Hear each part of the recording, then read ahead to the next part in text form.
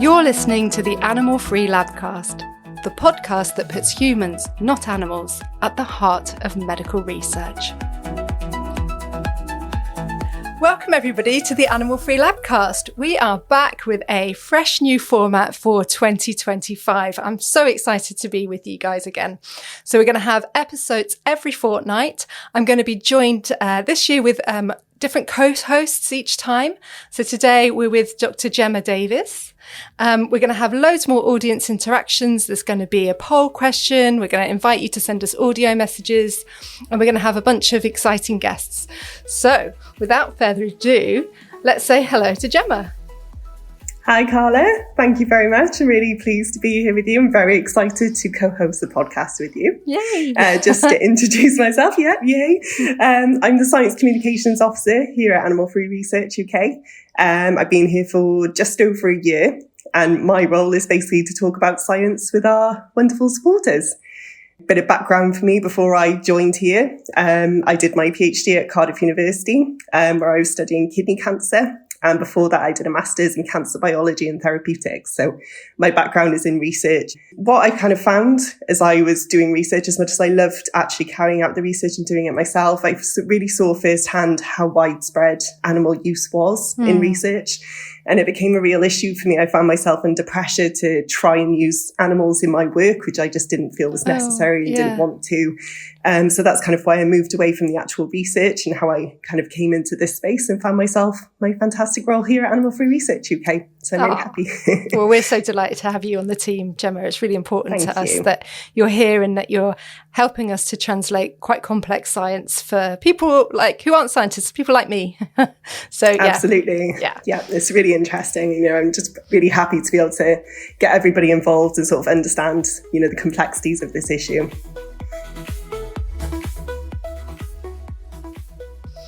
So Gemma, what's grabbed your attention this week? What have you been reading about? Well, this week I've been thinking a little bit about, you know, sort of it's January, everyone's doing their New Year's resolutions. And of course, a lot of people in January try and do dry January. Oh, so, right. You know, trying to drink. Doing that? No, I'm not actually. Are you? No. I don't drink very much anyway, but I've had a little bit of mulled wine. Just to keep in that Christmas spirit a bit longer. Exactly. Yeah, and you've got to get rid of it somehow. So. Yeah. But of course, a lot of people do dry January, you know, overindulge a little bit over Christmas. It's nice to have a break. But what's really interesting about alcohol is that we don't really fully understand exactly how it affects our bodies and, you know, the links that it has to lots of different diseases. So, you know, things like liver disease, but also cancer. And there's lots of different ways that alcohol can affect us. Yeah. Might be surprising or not surprising to know that a lot of research involving alcohol has been done using animals, but we're still not much closer to actually understanding how these things are affecting humans. Yeah. So usually, you know, when animal experiments are done using alcohol, animals are kind of force-fed alcohol if it's in their water. You know, they might not have access to water that doesn't contain alcohol, so they kind of have to take it in. And after, you know, several days of alcohol intake, they might be put into experiments where they're put on sort of spinning platforms and things like that to basically see which ones fall over faster. Oh, to make them giddy. And then that's it. And, you know, kind of to understand the effects of alcohol and how that relates to different things like genes or, you know, different enzymes and things. But the problem with these kind of experiments is that humans and animals are so different. Yeah. So, you know, humans have lots of different enzymes in their liver that process alcohol and drugs. It's a very similar situation. But animals like mice and, you know, monkeys and all sorts of different animals have different enzymes. So some have enzymes that we don't have. So it means that the results from these animal experiments don't always translate into what happens in humans. Well, and presumably humans are all different anyway. Like I'm a complete lightweight. I just have to sniff alcohol and I'm on the floor. Exactly. And there's so many different things that affect it as well. You know, it can have links to genetics. It can be to do with body weight. You know, there's all these different factors that we can't model in an animal because, you know, it's just there's so many differences in anatomy and biology. So these mice experiments, which, you know, on paper might sound just, you know, kind of a bit harmless. They're having a bit of alcohol. They're going on a spinning platform and they fall over. But the reality is they've had this difficult life where they've been exposed to alcohol. They've gone through the experiment and at the end, they're ultimately killed so that their brain or their liver can be studied to understand what effects the alcohol has had. And you've got to sort of think, what does that actually tell us about human disease? Yeah, it's just not translating, is it? As well as just being horrendously cruel as well. Yeah, exactly. So that's what I've been thinking about throughout January. But what have you been thinking about, Carla? Well, we've just commissioned YouGov, the pollsters, to carry out an opinion poll for us, looking at what kind of public support there is for an end to animal experiments like these, but also, medical research, which is obviously what we're focused on. We're going to talk a little bit more about that in the programme, but kind of the headline figure is that 70% of British people support a law to end animal experiments in medical research by 2035, which is fantastic. That really gives us weight to the work that we're doing. Absolutely. That's a huge number. And that segues really nicely into the guests that we've got today. So Gemma, tell us, who have we got lined up? Yeah, well, we're lucky enough to have two fantastic guests with us today. So first of all, we've got Isobel Martin, who is our Director of Public Affairs here at Animal Free Research UK. And she leads our work that we do with politicians. So she's here to tell us all about our flagship campaign, which is Herbie's Law. And then also to give us a bit more information about the YouGov poll results. Fantastic. And then our second guest is Steve Race, who is the MP for Exeter, and he's been the sponsor of Herbie's Law in Parliament. So he is here to tell us all about the latest developments in Westminster. Fabulous. Well, Isobel, welcome to the Animal Free Labcast. Really great to have you here. Thank you so much for having me. So for those who don't know, because there's absolutely loads happening with Herbie's Law, which is, as Gemma said, it's our flagship campaign. So for those who aren't already familiar with it, who don't know what we're talking about, can you just give us a little summary, Isobel? Yeah, of course. So Herbie's Law is a landmark law that would make sure by 2035, so by the end of the next decade, animal experiments are replaced by cutting-edge human-specific techniques. So the kind of really exciting techniques that you're hearing about all the time through the podcast. So what it would do is it would consign animal testing to the history books once and for all and give us the best possible chance of securing medical progress. And so what's the support like for Herbie's Law in Parliament? So it's actually really strong, which is fantastic. And even more brilliant is that it's growing all the time. There's fantastic cross-party support. And also it's in both houses as well. So not just in the House of Commons where the MPs are, but also in the House of Lords too. We're seeing really strong support there. So Isobel, how likely is it that Herbie's Law will become legislation? Realistically, it's not likely to become law very soon, but we're starting on a journey which is really, really important. It's such a historic landmark step to get the bill introduced into Parliament. And although we know it's going to be quite a while before it actually becomes law, it's such an important step. And I absolutely do believe that it will become law. It's just a matter of time. And of course, it's going to take quite a bit of support building along the way before that happens. But I have full confidence that it absolutely will. Brilliant. And what are the next steps for the campaign? One of the things that we do in particular is to give MPs the chance to actually visit cutting edge animal free science that's taking place in their constituencies, which of course is what Steve Race did, who you'll be hearing from. And that's such a powerful way for MPs to actually speak directly with the experts who are pioneering this kind of research. So Carla, why is it called Herbie's Law? Oh, well, Herbie is my lovely old Beagle. He's been with us for many, many years. We just adore him. He's just the best. But sadly, he started off being bred to be used in a laboratory, and through a remarkable set of fortunate circumstances found himself kind of leaving the lab and never actually being used. But I'm sure his brothers and sisters were. So we just really wanted to show to people that these animals, they seem so distant and we can put such big numbers to them, but they are real animals like the dogs that we share our homes with and the cats that we share our homes with, and I just think it's really important to give them that, to give the campaign that face that people can connect with.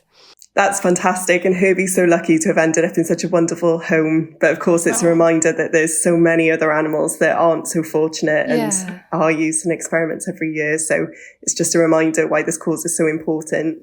Absolutely. Yeah, it really is. So, Isobel, Tell us, so we've mentioned a little bit about the YouGov poll. Can you tell us a little bit more about that, what the results were and how you're going to use them? Yeah, of course. So what the poll does is it really demonstrates how strong the public support is for a law like Herbie's law that would secure really momentous progress in moving away from animal testing.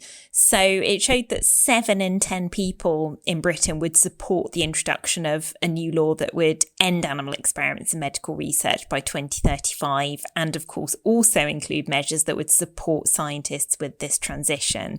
So, Isobel, how can our supporters help with Herbie's law? Well, thankfully, there is so much that supporters can do to help if they're inspired. So if this matters to you, please do tell your MP. And we have so much feedback at events where we speak to MPs that they're often there because this is an issue that their constituents have raised with them and that they've asked them even to come directly to our event. So it's such an important thing to do. So we actually have some really easy online actions that you can take via our website to contact your MP really easily, just through a few clicks of a button. But if you have time, it's actually even better if you can contact your MP and ask to meet them at one of their constituency surgeries. And that way you can actually speak to them directly and talk to them about why this issue matters so much to you. And of course, we're always really happy to support anyone who would like to do that by providing some briefing materials and so on. Brilliant. It really does make a difference, doesn't it? We often hear when I'm talking to MPs as well, which isn't as often as you, Isobel, but that this is one of the kind of key things in their inbox. So it does really make a difference. So thank you, everybody. And yeah, keep contacting your MPs.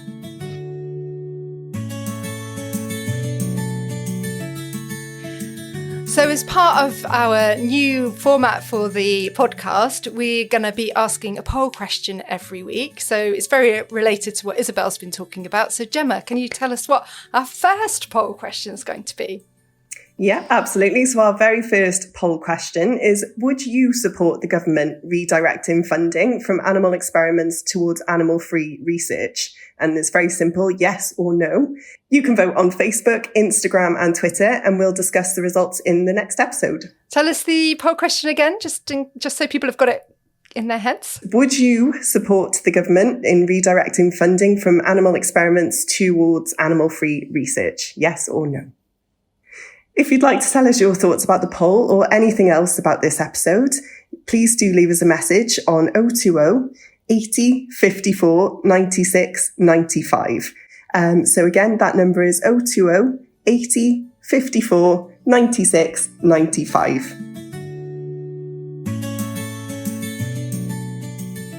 So we're really delighted to welcome Steve Race MP to the Animal Free Labcast. Welcome, Steve.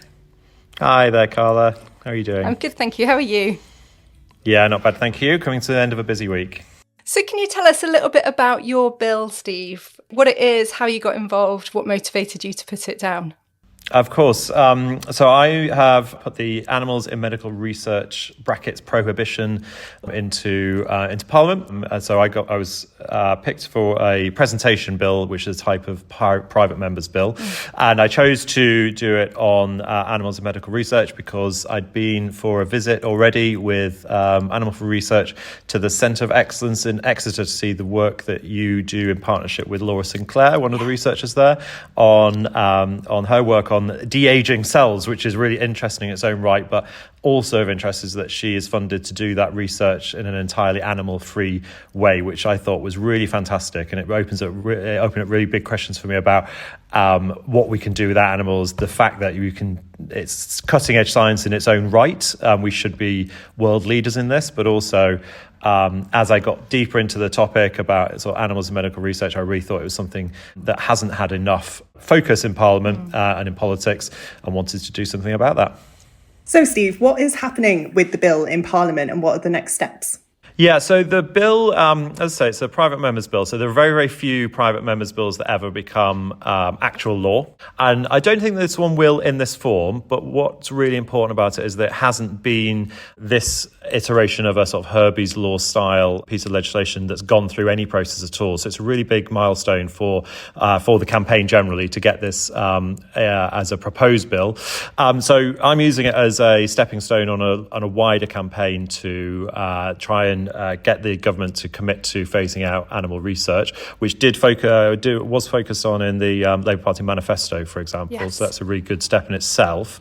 We had a really good media hit, which was fantastic, from Animal Free Research, publishing some of the polling from YouGov about the fact that 70% of people across the country would like to see an end to the use of animals in medical research. So that was a great sort of media hit, and people do read the newspapers and take notice of these things. And then otherwise, I've secured a meeting with Patrick Vallance, who is the Life Sciences Minister, to talk about what steps we can take and what steps the Department for Science, Innovation and Technology can take and would take along the path to removing animals from medical research. So as part of a broader campaign that I've been working on with the team at Animal Free Research and with some colleagues elsewhere in Parliament. So the next step is around meeting with Patrick Vallance. My bill is slated for another second reading in July. But again, the way that parliamentary procedure works, I'm not convinced we'll quite get there. But it's, as I say, we're not hanging everything on the bill. It's more of a point to raise awareness of the issue. Fantastic. It's so exciting. There's so much happening, and we're just so incredibly grateful, Steve, for you kind of like leading on this and really championing it. What kind of response are you getting? I think it's really interesting that there's a few points to this. I think some of my colleagues don't know that it's in the Labour manifesto. And when I say it's in the manifesto, they're quite surprised by that. And that brings them over on side because some work should have been done about it. But overall, I think there's a lot of people in favour. There's a lot of people who are wary of where this will take us. And they think that, as probably I think I did beforehand, that actually we need medicines to come to market. We need medicines of the future.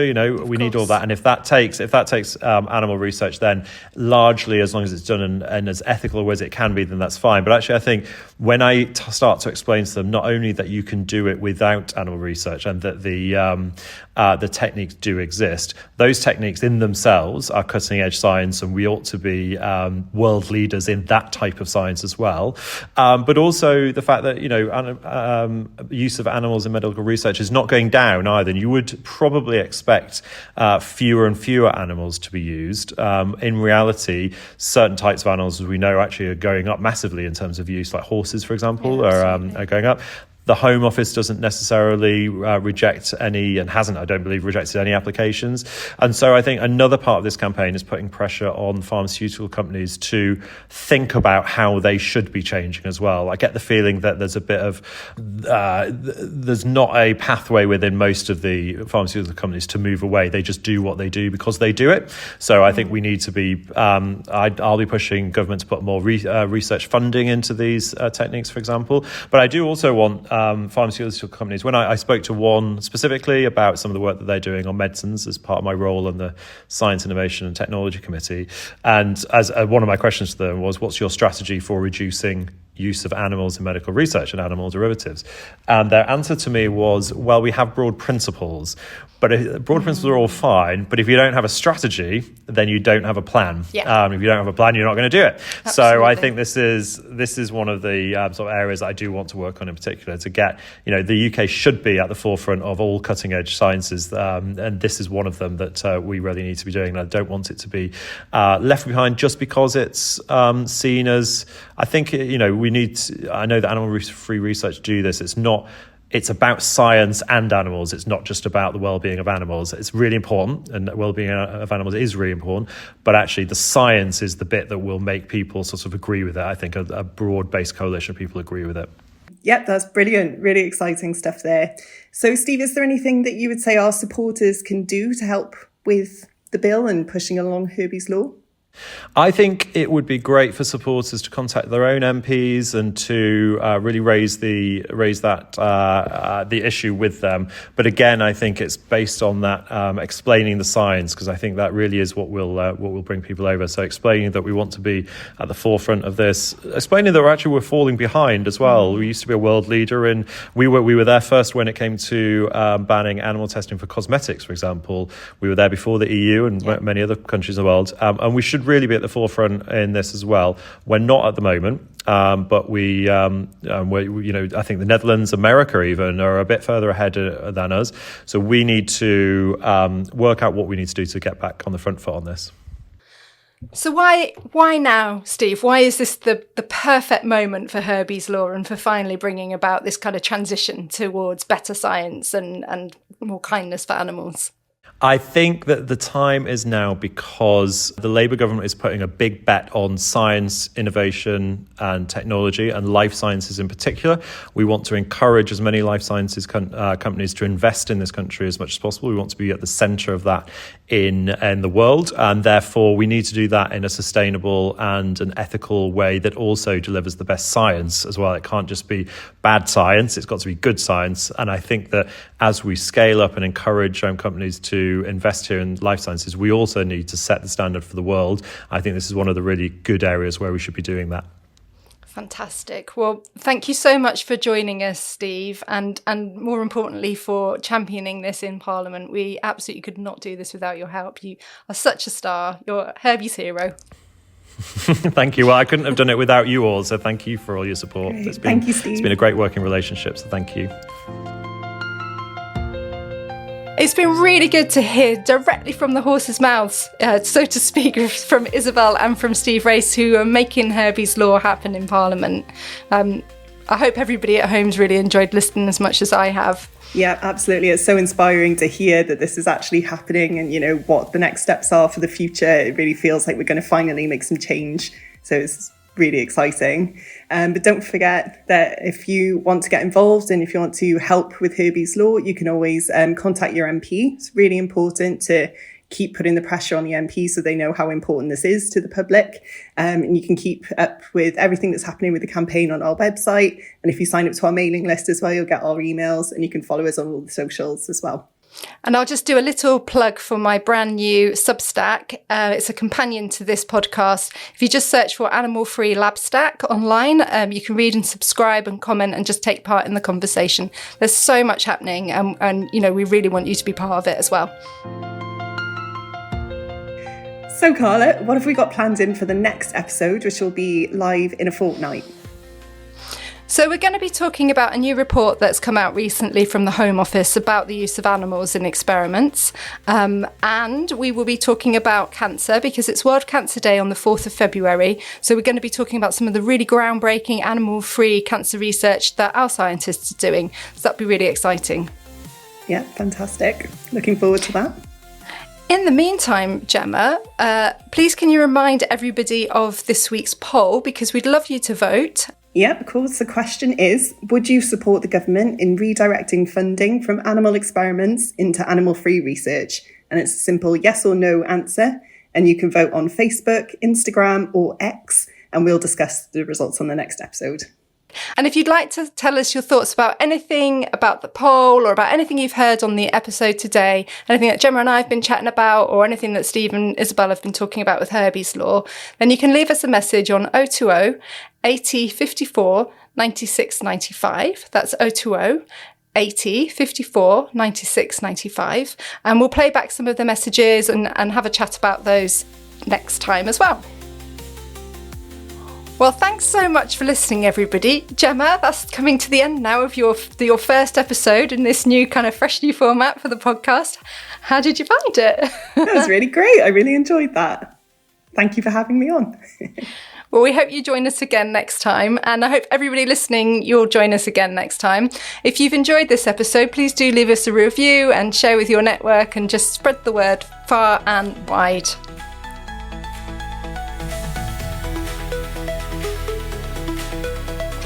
You've been listening to the Animal Free Labcast, the podcast that puts humans, not animals, at the heart of medical research.